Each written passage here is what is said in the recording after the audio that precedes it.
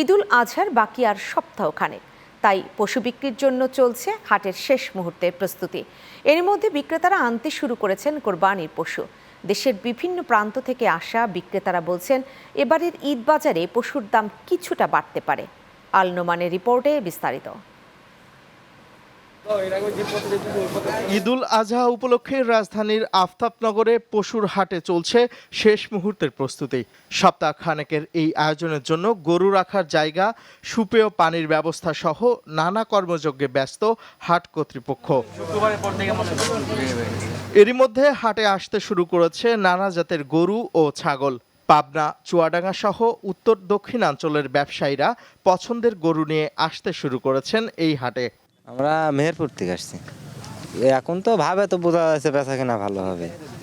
ওজন 10 মণ, দাম 5.5 লাখ চাইছি। আমাদের যেমন আমরা আজকে 2 গাড়ি নিয়ে আনছি, আমাদের এক জায়গার করে লোক 2 জায়গার গাড়ি নিয়ে আনছি। এখন কম করে 20 গাড়ি করে কিনে আসবে। সব কিছু জিনিসের দাম তো, খাদ্যের দাম বেশি, এই জন্যে প্রত্যেক বছর যাচ্ছে কিছু না কিছু একটা বাড়ে।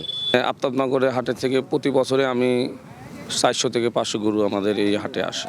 আমাদের নিজের পালা আছে, আর কিছু কিনে নিয়ে আমরা টাক মিল করে একজন এক টাক নিয়ে আসে আমরা এখানে হাটে চলে আসি।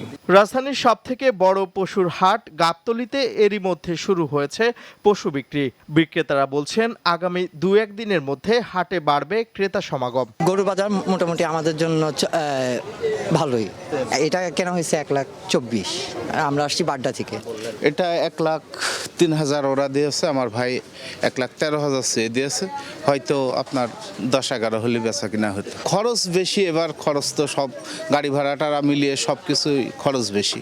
এবারের ঈদের রাজধানীতে 27টি অস্থায়ী পশুর হাট বসানোর উদ্যোগ নিয়েছে 2 সিটি কর্পোরেশন।